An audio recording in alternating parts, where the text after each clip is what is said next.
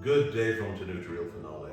I'm going to take a couple of minutes off. In fact, we've just got our beef cheek in Barbera in the oven, and that's actually going to be lunch. It's been a lot of fun bringing it together, and I can't wait to both eat and then, of course, drink the complimentary wine. So I'll let you know about that and how it went later on. But the reason for today's video is something entirely different. I want to talk to you a little bit about barrels. Particularly for Barbera's d'Asti Superiore, this of course is an absolute essential. And as with many, we are looking and we're researching and investigating what is the most appropriate barrel size and barrel quality and origin that we can possibly use.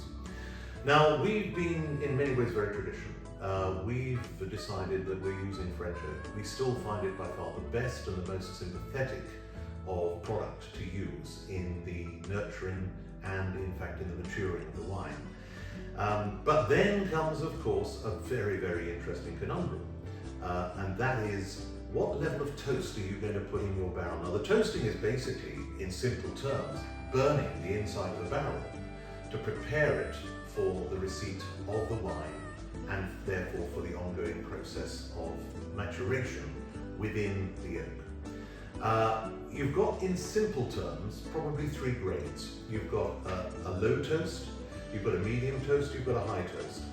I think you'll find that very, very many vineyards find that the compromise sits in the middle. That medium toast is almost perfect for so many red grape varieties. And I think it's the one that we're almost certainly going to emphasize within the production of our own Superiore. The other issue, of course, is that were you to sit with new barrels only, then frankly the oak can be powerful, almost overwhelming in its impact upon the wine. It can take over, and that's not the thing that we want to do. We want still that grape, we still want the terroir to show through whatever else is being done with the wine during the process. And to handle that, we are typically therefore using a blend of ages of barrel. You'll always have some new oak, you'll have some new barrels coming through, that's inevitable because you're always replacing as well.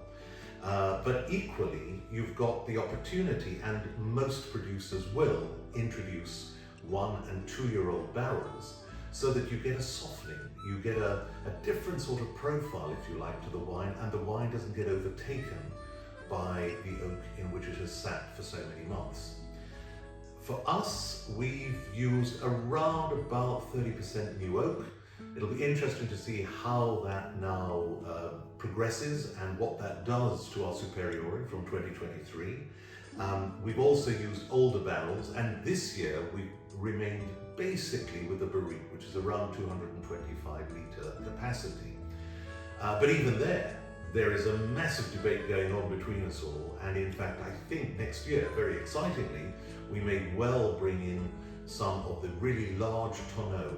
And those who've travelled in the wine world, I no doubt you've seen them, for example, in Germany with the Riesling producers and many others.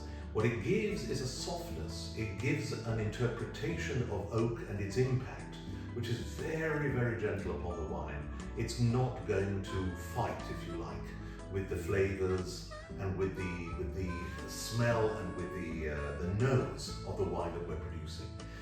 That is going to be a 2025 event and another experiment. But I think in the meantime, the expression that we're getting now of the Superiore through the oak that we're using, that's going to be quite an exciting production. And again, limited release, it will have some more bottle age. We are not going to let it out fresh on the market. Again, we want these wines to arrive with you perfectly prepared and in perfect condition to be able to enjoy at the table. Thanks for joining us.